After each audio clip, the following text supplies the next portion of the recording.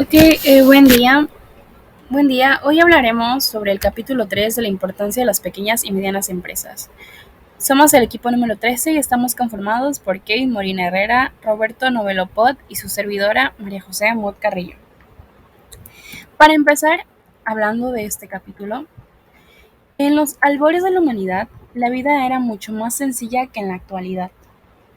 Cada familia vivía en su mundo, elaboraban sus prendas, calzado, herramientas propias, y es decir, que entonces ellos eran autosuficientes. Para ello todos trabajaban de acuerdo a su fisionomía, condición o habilidades. La fuerza económica con mayor repercusión y eficiencia comienza cuando las personas unen esfuerzos y recursos e intercambian bienes y servicios. El principio de cooperación genera la empresa, que es la unión de esfuerzos y medios, así como la coordinación de voluntades.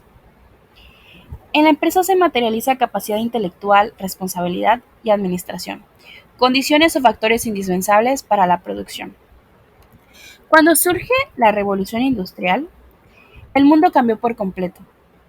Aparecieron inventos de todo tipo hasta llegar a la producción y el consumo en masa, a las grandes empresas industriales, comerciales y de servicios que caracterizan al mundo moderno. Se empezaron a idear nuevas técnicas administrativas. Estas nuevas técnicas administrativas ayudaron a que fuera más con un mejor rendimiento, una mayor eficacia, una mejor calidad y unas mayores unidades. Todo esto con ayuda de los administradores, economistas y todas las personas que buscaban obtener mejores resultados en la operación de las empresas. Estas técnicas solamente se pensaban para empresas medianas y grandes,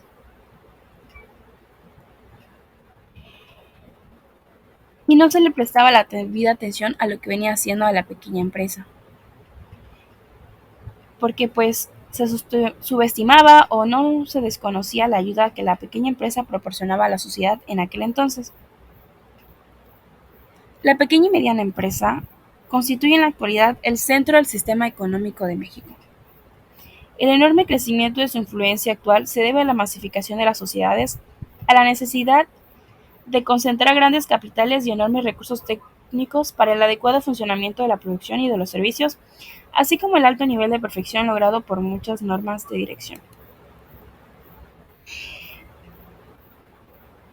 Tenemos que había la importancia de las pequeñas y medianas empresas en cuatro aspectos. La primera es que la pequeña y mediana empresa proporcionan más de la mitad de todos los empleos del país, incluso en actividades que no son comerciales. Después, tenemos la independencia económica. La pequeña empresa ha proporcionado una de las mejores alternativas para la independencia económica. Este tipo de empresas ha sido una gran oportunidad para los grupos en desventaja económica y que han podido iniciarse y consolidarse por méritos propios.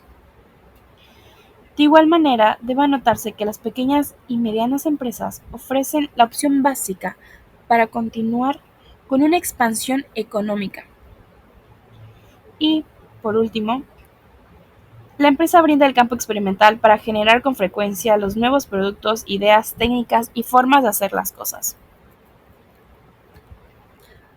Entonces, desde el punto de vista individual, un negocio pequeño parece insignificante, pero en realidad es grande, no solo en cifras, sino por su contribución a la economía. ¿Sí? En el ámbito empresarial mexicano, tenemos que más del 95% de todas las empresas son micro, pequeñas y medianas. Aquí tenemos imágenes donde hablamos del sector manufactura y del sector servicios, donde los establecimientos obviamente están ocupados por más del 95.1% por microempresas, 4.5% por pequeñas y medianas empresas y de grandes solamente el 0.4%. Ocurre lo mismo en el sector servicios.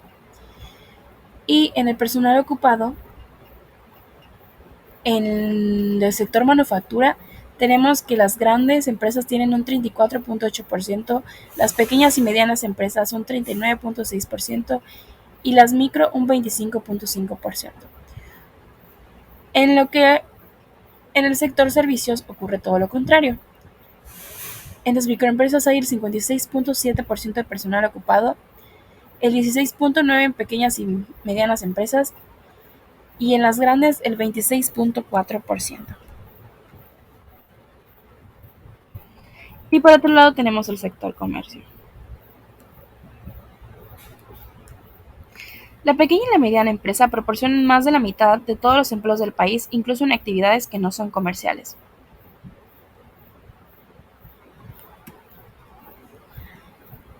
En cuanto a las actividades comerciales, las grandes empresas acaparan 60%. El restante, que es el 40%, corresponde a las pymes. Otro aspecto a considerar es que proporcionan alternativas para la independencia económica y además ofrecen la opción básica para continuar con una expansión económica del país. Respecto al dinamismo de la grande y la mediana empresa en el periodo de poscrisis, la instalación de establecimientos industriales prolifera en el norte del país. Esto reveló un alto dinamismo de la empresa grande que aumentó de 37.2%. A continuación vamos a ver lo de la cifra. En la industria mediana, la que mayor auge presenta en el segmento de maquiladoras es exportación. Entre 1995 y 1998 se presenta el tipo de empresa y el crecimiento que tuvieron. La empresa grande creció un 37.2%, la empresa mediana un 23.3% y la pequeña y microempresa un 8.1%. De acuerdo con la Secofi, Nafin y el grupo financiero Bancomer, se tiene que la alta concentración industrial será una característica muy importante.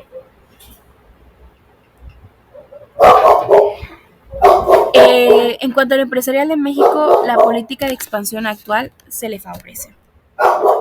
Las pequeñas y medianas empresas tienen una gran importancia. Así como en otros países en vía de desarrollo, la estructura industrial suele ser deficiente o eficiente en términos de demanda de mercado de consumo, incluso de manera internacional. La importancia económica es que la pequeña industria tiene el objetivo de satisfacer necesidades primarias y por ende fue activadora de las fuerzas productivas en donde se apoyó la revolución industrial. Después de la Revolución Mexicana y al crecer el mercado interno, hicieron su aparición más industrias grandes, medianas y pequeñas.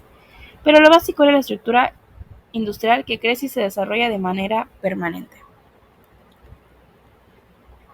Tenemos a continuación el proceso de industrialización en México. A partir de la independencia destacaron empresas textiles, de alimentos, de muebles y de madera. Antes de 1910 surgieron fundidoras de hierro y acero. En la posrevolución crecieron empresas en el mercado interno, específicamente las pymes.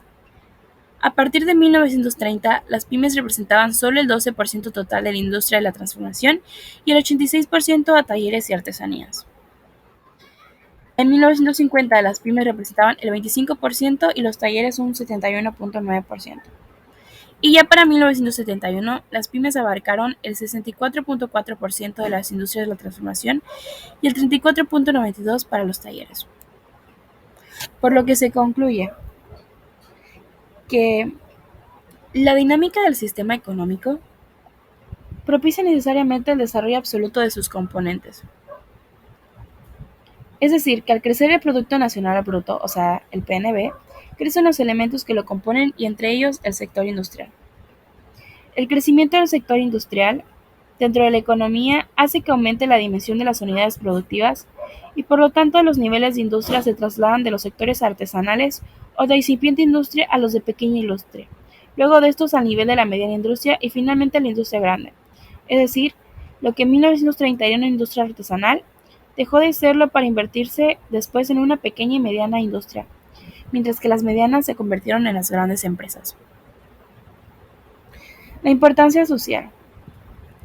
La importancia de las pequeñas y medianas industrias en cualquier país no importa de su grado de industrialización, sino también de su orden social. En México, estas incorporan fuerzas de trabajo al sector manufacturero, la cual procede del agro, lo que contribuye, por una parte, a ubicar en un rango social distinto al sector de los desocupados o semidesocupados. Por otro lado, contribuye a crear la mano de obra que, por estructura educacional, característica de los países en vías de desarrollo, no habría encontrado los elementos para su capacitación. Se tuvo una capacidad administrativa a niveles idénticos a lo de los países desarrollados. y las pequeñas y medianas industrias se convierten en la escuela empírica de práctica. En la actividad empresarial tenemos dos lados, el vendedor y el comprador. El vendedor se suele plantear preguntas como ¿puedo alcanzar una compensación justa al tiempo, esfuerzo y dinero que he empleado? ¿O qué podría hacer para que el comprador pague un precio razonable? Por el otro lado, el comprador menciona ¿qué beneficio me proporciona este producto o servicio y cómo puedo conseguirlo a un precio razonable? Las operaciones requieren en una empresa volumen y variedad, tanto de mercancías como de servicios, y esto genera una responsabilidad. Obviamente el sistema complejo de empresas industriales, comerciales y de servicios han ayudado a simplificar muchas operaciones, en el cual se necesitan cubrir necesidades para poder obtener utilidades. Ahora, de acuerdo a las actividades empresariales, tenemos tres: las actividades que producen bienes, las actividades que distribuyen bienes y las actividades que ofrecen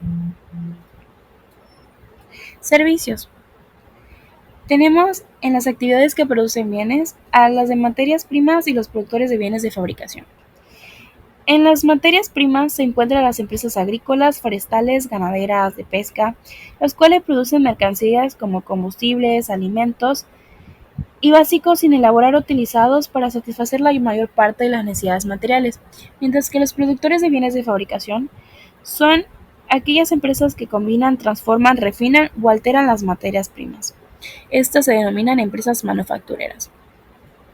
Las empresas que distribuyen bienes, eh, como por ejemplo el combustible que será transportado en las instalaciones industriales o los alimentos que se van a distribuir. Las empresas que compran y venden mercancías o que las transportan desde el productor hasta el consumidor reciben el nombre de empresas distribuidoras. Y por último tenemos las que ofrecen servicios. Algunas empresas no producen bienes, tampoco compran ni venden mercancía, pero sí se dedican a prestar servicios, como por ejemplo los servicios de transporte, los comerciales, la comunicación, los financieros, los públicos, los personales y los profesionales. Tenemos las perspectivas de las pequeñas y medianas empresas. Está en los nuevos productos y servicios, donde la competencia entre las empresas y el crecimiento del mercado de consumo sirve como estímulo. El avance tecnológico con un mejoramiento de procedimientos, mejoramiento constante para utilizar las máquinas y elaboración de nuevos y mejores productos. Y aumento de la especialización con la aparición de la división del trabajo en casi todas las actividades productivas. También tenemos la tendencia hacia la fusión. La mayoría de las empresas califica como medianas y pequeñas, y la mayoría comienza a una escala modesta y experimenta un crecimiento moderado. El cambio de empleo burocráticos. En el hombre busca los métodos para disminuir el volumen del trabajo. Llegan las máquinas, equipos automáticos y empleados dedicados al servicio que aumenta. Llega el personal tipo burocrático, que es el personal de oficina, y por último tenemos el aumento de la interdependencia, que es cuando la empresa depende de otra para procurarse ciertos insumos del producto que fabrica. Por último, de mi parte, tendríamos de las ventajas de trabajar para otro. La oportunidad de adquirir experiencia, puede observar los errores que se cometen en la práctica diaria y aportar soluciones para mejorar su realización. En la responsabilidad limitada, como ejemplo, captar fondos para una expansión, hacer frente al pago de nóminas y buscar nuevos proveedores.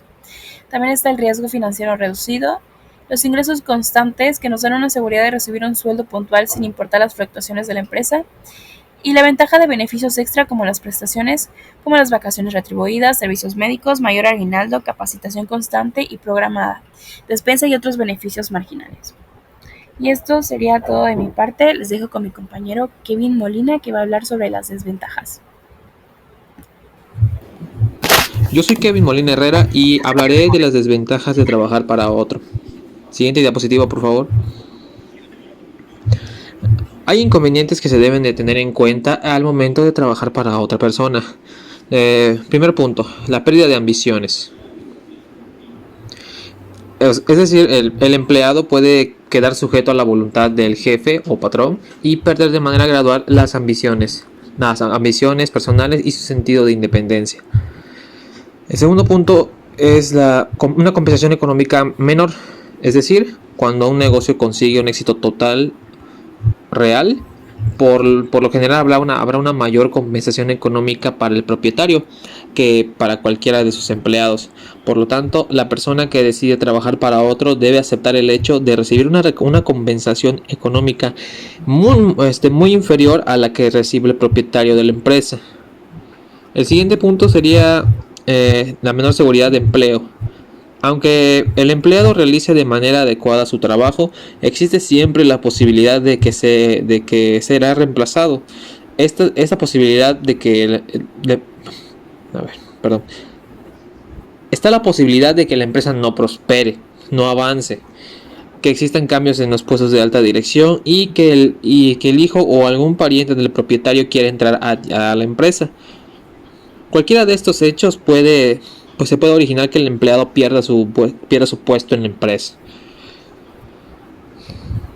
Otro punto sería la menor posibilidad de tener ideas propias.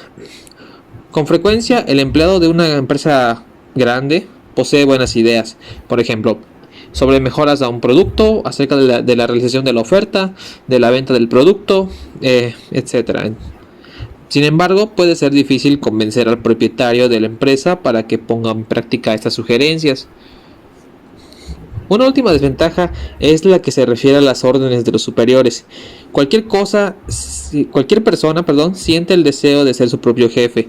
Nos agradaría ser responsables solo nosotros mismos y no aceptar órdenes de nadie. Es probable que el propietario de una empresa alcance esta meta, pero el empleado deberá conformarse con algo mucho menor. Debe hacer lo que le digan, aceptar la crítica por algunas cosas que hace y responder a otras en las que no intervino. En conclusión, hay personas que encuentran mayor dificultad para adaptarse a la disminución de su independencia, pero otras trabajan con efectividad dentro de lo establecido por sus superiores y prefieren hacerlo así. Siguiente diapositiva, por favor. La función de las pequeñas y medianas empresas. Existen tres aspectos donde las pequeñas y medianas empresas cumplen una función definida dentro del desarrollo general del país. Llenar vacíos en la producción. Existe un gran número de productos que deben elaborarse en pequeña escala. Por ejemplo, cuando el consumo nacional total es reducido. En este caso, tiene que producirse poco y tal vez requiera una fabricación con maquinaria, procesos y organizaciones específicamente adaptados al producto por fabricar. Por ejemplo, cuando las demandas totales son pequeñas o son en pequeña escala, cuando en varias empresas grandes del mismo ramo requieren de una misma parte o material en poca cantidad, pero les resulta incosteable fabricarla ellas mismas. En estos casos, la pequeña empresa se integra a la perfección con las grandes empresas, pues en lugar de competir, las complementan. Crear y fortalecer una clase empresarial. La pequeña empresa constituye una escuela práctica de gran valor nacional para formar empresarios, administradores y técnicos, ya sea que provengan del ámbito comercial o profesional. La pequeña escala de operaciones les permite adquirir sin grandes quebrantos económicos las disciplinas necesarias, pues además de su reducido tamaño, la pequeña empresa tiene todas las funciones a la vista. Por lo tanto, el sentido común y la práctica bastan para resolver los problemas que sobre la marcha se presentan. Lo anterior no sucede en una gran empresa, donde ya se requiere especificación técnicas, gran experiencia y donde una toma de decisiones equivocadas puede costarle a la empresa grandes pérdidas de capital. Proporcionar mayor número de empleos. La generación de empleos para una población creciente es uno de los más grandes problemas del Estado mexicano. El incremento de la productividad en el campo y el cambio de estructuras en las actividades, que son las características esenciales del proceso de desarrollo, establecen una fuerte presión demográfica sobre las áreas urbanas. Parte de esta población se encuentra acomodo en los servicios, ya sea transporte, servicios de salud, viviendas, entre otros, pero requiere de la industria una aportación significativa en este aspecto. Hay ramas de la industria en que los procesos obligan a la automatización y a la gran escala productiva. En este tipo de empresas la capitalización por trabajador es muy alta y por lo mismo el índice de ocupación es relativamente bajo. En las pequeñas y medianas empresas se reemplazan con facilidad el factor capital por mano de obra con resultados positivos en economía y calidad. Es decir, en estas empresas se puede utilizar más fuerza de trabajo por unidad de capital invertido, lo que contribuye de manera efectiva a la solución del problema de excedentes de trabajadores del campo, aún para que las ciudades puedan asimilarlo en forma productiva. En términos generales, se estima que el activo de las diversas empresas pequeñas y medianas está constituido del 49.6% por activo circulante y 50.4% por activo fijo. Esta composición de bienes representativa de los países subdesarrollados revela una adecuada planificación industrial. La pequeña empresa se caracteriza además por las funciones de planeación financiera, producción, administración de personal y comercialización que pueden estar a cargo de una sola persona con poca especialización. La empresa mediana, a diferencia de la pequeña, tiene mayor acceso a fuentes de financiamiento, es capaz de obtener asistencia técnica, posee una mayor organización y sus funciones están a cargo de especialistas. La pequeña empresa absorbe 23% del total de la fuerza del trabajo y representa 9% del PIB generado por la industria.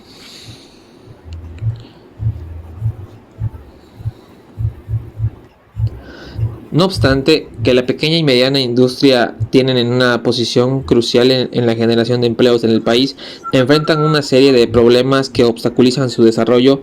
Esto determina condiciones de desventaja en su competencia con las grandes empresas y, sobre todo, con las empresas transnacionales. Siguiente diapositiva, por favor. Bien. El establecimiento y la operación de estas empresas es el resultado del deseo humano de satisfacer a las necesidades de carácter material. El propietario de una empresa busca lograr utilidades mediante la fabricación y venta de un producto o de realizar algún servicio. A su vez, quien compra dicho producto o servicio busca satisfacer una necesidad. Para plantear mejor el relieve de los peligros y las oportunidades que se alzan a los pasos de las pequeñas y medianas empresas, es necesario describir su perfil actual. De hecho, ambos tipos de empresas dan seguridad a sus colaboradores, como consecuencia de su menor grado de especialización, así como de mejores oportunidades para desarrollarse. Por lo que en verdad importa en ellas es la iniciativa de su administrador, su capacidad para hacer frente a los problemas que plantea la dirección. El éxito de una empresa depende en gran medida del conocimiento que su administrador tenga de las técnicas administrativas modernas y de su capacidad para ponerlas en práctica. Siguiente diapositiva, por favor. La situación actual de las pequeñas y medianas empresas. El futuro económico de México dependerá en gran porcentaje del crecimiento de las pequeñas y medianas empresas. No solo por el volumen del empleo que generan y la cantidad de establecimientos, sino por tener un tamaño que les permite realizar con eficacia y flexibilidad la fabricación de insumos que en muchos casos las grandes empresas efectúan con altos costos. En 1990, la baja calificación de la mano de obra, los altos costos y la mala calidad de las materias primas fueron el problema central de su producción, la cual tuvo una calidad ociosa de 35% en promedio, e incluso más alta que en aquellas empresas con ventas menores a 1,000 millones de pesos y en las que operan como filial de un holding, un 50% de la muestra. En ese año muchas pequeñas y medianas empresas desaparecieron debido a que la apertura de la economía y los incrementos de los costos. Sin embargo, las que mantuvieron su posición registraron un desempeño superior y vieron que su situación financiera mejoraba en términos globales. Siguiente diapositiva, por favor. La microempresa. La empresa es el ente donde se crea la riqueza. Permite que se pongan en operación recursos organizacionales, ya sea humanos, materiales, financieros y técnicos, para transformar insumos de bienes o servicios terminados. Con base en los objetivos establecidos por una administración, estos últimos son las ganancias de la vida, de la utilidad social y el servicio. Se considera a las empresas, ya sea micro, pequeña o mediana, como factores fundamentales para el desarrollo económico.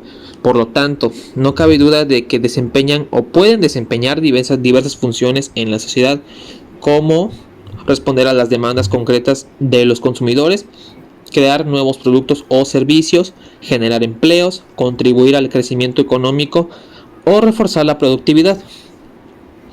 Para lograr dichas funciones no es necesario que la empresa sea grande. La micro, la pequeña y la mediana empresa también se desempeñan bien. Siguiente diapositiva, por favor.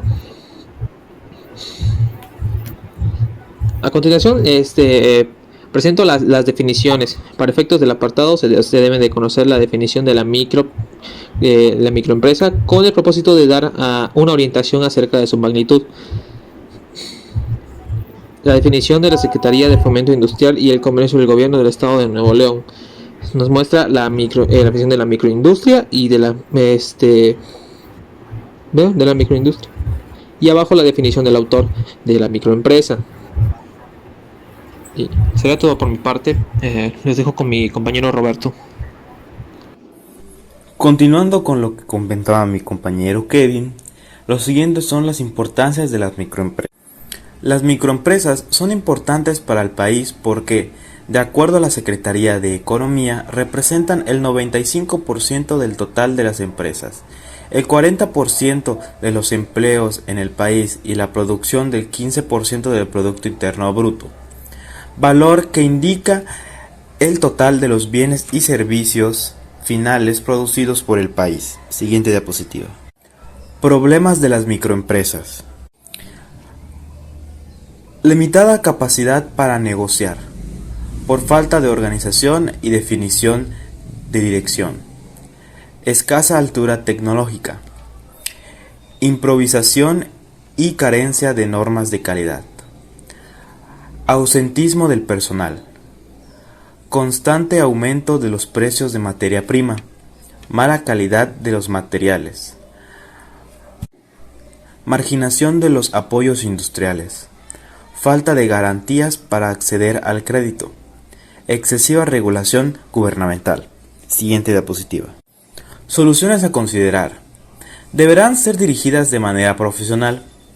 La simplificación administrativa en las dependencias públicas que reciban de apoyo de las microempresas es indispensable para la subsistencia.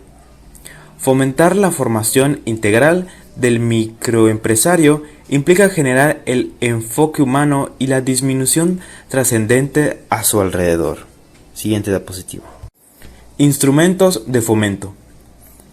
El gobierno federal, mediante la Secretaría de Comercio y Fomento Industrial, la SECOFIM, ha elaborado el Programa de Moderación y Desarrollo de la Microempresa,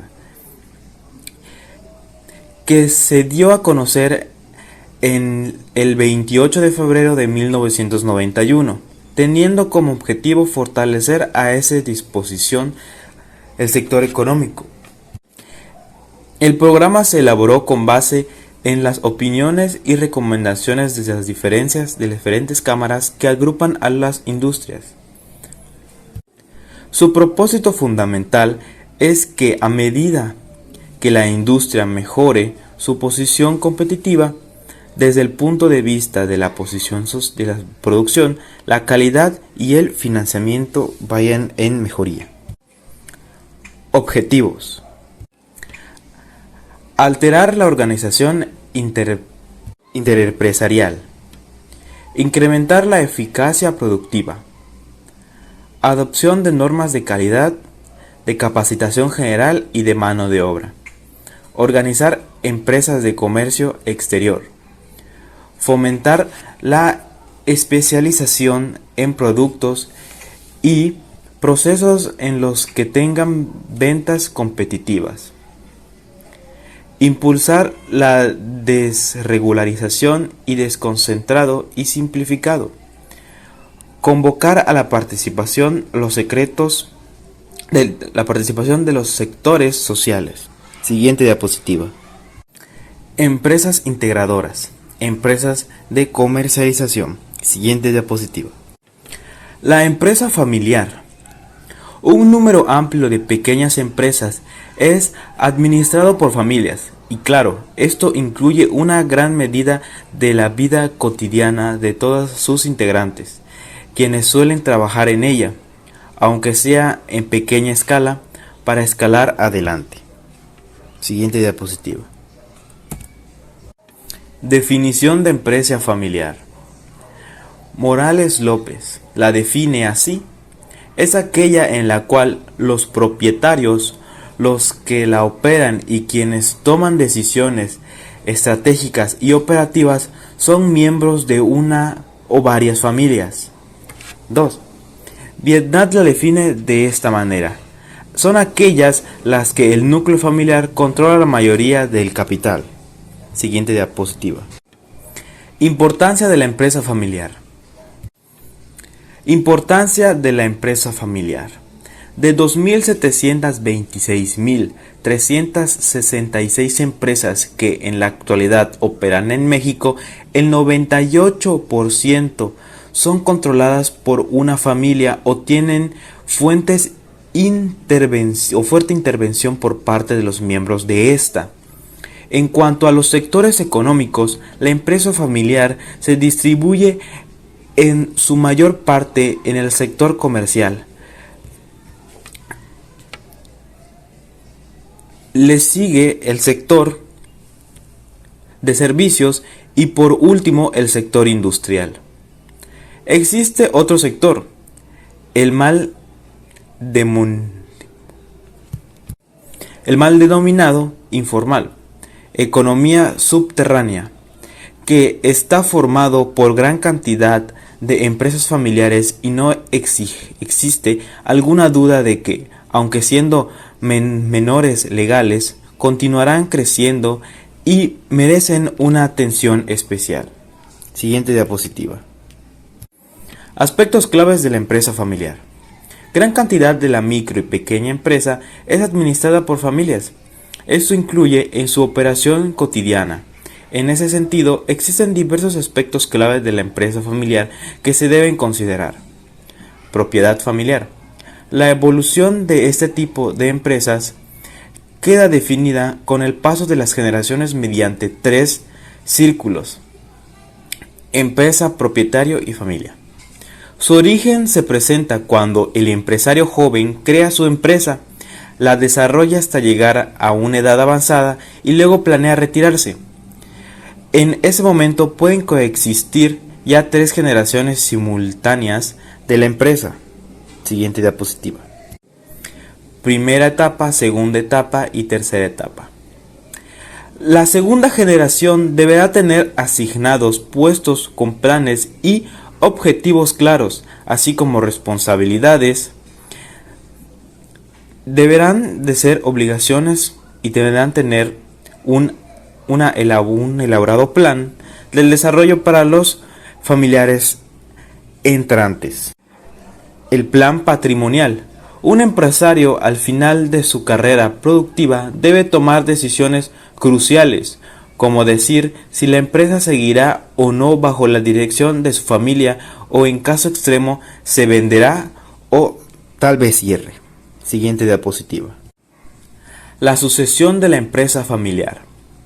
La revista Temos Family Business indica una serie de etapas que deben cumplir el sucesor de una empresa familiar, con el propósito de que la sucesión se realice de manera adecuada. 1. Preparación de actitud del interesado. Este deberá de tener por lo menos una edad entre los 10 y los 25 años. 2. Entrada de la empresa. 3. Desarrollo empresarial. 4. Desarrollo del liderazgo. 5. Selección del sucesor. Y 6. Transición. Cuando llegue el momento en el que el propietario transfiera su propiedad, puede analizarse y ponderarse las siguientes opciones. 1. Vender la empresa. 2. Fusionarse con otra. 3. Transferirle a la familia. Y 4. Transferir la empresa a los objetivos clave y empleados. Siguiente diapositiva. Protocolo familiar. En él deberá asentarse la razón de ser de la empresa familiar, así como una exposición de los siguientes aspectos. Tipo de empresa familiar. Condiciones que deberán observarse de los familiares que ingresan a la empresa. Políticas que deberán aplicar los ejecutivos no familiares. Órganos de administración. Razones o causas por las que la empresa dejaría de serlo. Y la propiedad. Por ello, se parte de las siguientes premisas. Debe haber razones importantes para asociarse. 2. Los objetivos deben ser iguales para todos. 3. Las decisiones se deben tomar por consejo. 4. Todos los socios deben trabajar de manera pareja. 5. Las familias de cada uno deben aceptar siempre las decisiones de los socios. Y por último, 6. A través del tiempo, los socios deberán evolucionar de manera igualitaria. Siguiente diapositiva. Características para determinar la forma de la propiedad, de acuerdo a H. Pilkey y L. Abramson. Características de la empresa. Problemas de creación del tipo de propiedad, capital necesario, monto de las ganancias reales, relaciones de autoridad que regirán la empresa, duración de la existencia, continuidad, grabado y riesgo del propietario y restricciones legales.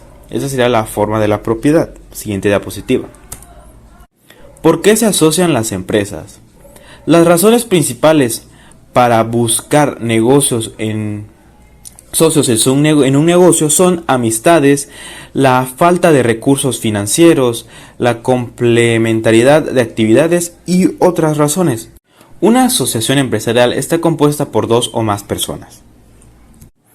El espíritu de la empresa y la educación. Siguiente diapositiva. El espíritu de la empresa representa un factor básico para promover el desarrollo económico. Es importante que cada país reconozca que su población construye el recurso más valioso.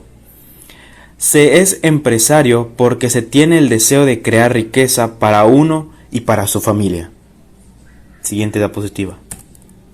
La educación de materia de espíritu de empresa. Ofrecen a los estudiantes las herramientas adecuadas para pensar de un modo creativo y resolver los problemas con eficiencia.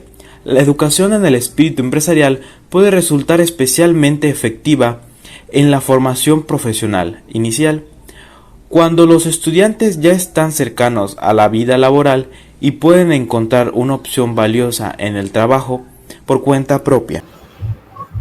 Eso sería todo por nuestra parte. Muchas gracias por la atención prestada.